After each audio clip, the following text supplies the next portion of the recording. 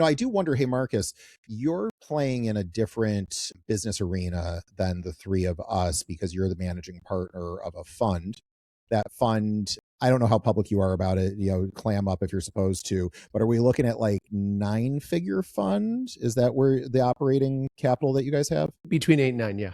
Okay, cool. So the thing is, when you're playing with capital like that, I do wonder if space activity could end up on your radar from an investability standpoint into businesses that are innovating. Would that even, like, if you saw an opportunity to invest in a technology provider, a service provider to the space industry after seeing something like this, would you take it more or less seriously? Would you even be interested? How do you think about the significance of space after seeing the Artemis 2 launch? So the Artemis 2 launch means nothing to me, but to answer your question, it's funny you ask it. I'm investing in it's an opportunity that does space and defense. Okay. And in the space side, again, personally, it means nothing to me to have rocket ships out there. That doesn't do it. But it's in companies that send up satellites because they talk about how many more satellites are going to be needed in the next 10 years and these contracts and such and such. So that's big. I do want to comment one other thing pertaining to the conversation before about us spending money in this way. Mm-hmm.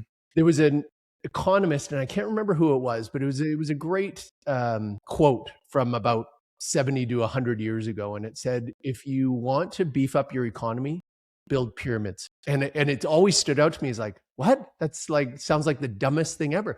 And the point was, don't spend it on roads. Don't spend it on infrastructure. Spend it on something crazy that can bring your country together. And it showed example after example, like the pyramids. You put all this money into pyramids. In fact, the very first launch or getting to the moon would 100% fall in line with this, because look at what happened. We are the first on the moon.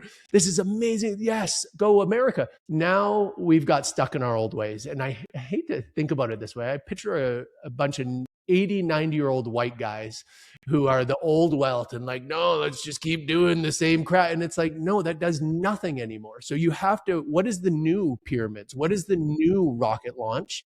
And shift, and yes, spend a bunch of crazy money. And then they had example after example that the economy goes through the roof when your country comes together over something like that. Well, and that proved true back in the after 1929 with, what was that, Black Monday. That ruined the economy, 24% unemployment, starvation. And of course, you got the Dust Bowl in the United States at the same time. So you've got agriculture dying fast, unemployment, and an imploding economy. But then you get the work programs, which put in the Hoover Dam, and it put in massive roadway systems, but it was still, to your point, the Hoover Dam is kind of one of our pyramids, and it pulled people together. It was a wonder of design and architecture, and it was very, very expensive. And that was one of the things that helped bring in the new economy. And of course, wartime economy frequently is very, very healthy for a country, especially the United States. So World War II, gross to call it a cash cow, but it actually was. So that kind of finished the job economically for a long time. But you're right, build a pyramid, build a Hoover Dam, build it. So what, here's the question, guys.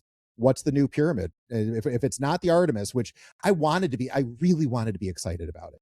I wanted the same experience that my parents talked about. They're 70s, right? So, they're 15 years older than you, John. So they were very present for the launches and the lunar landing and all that.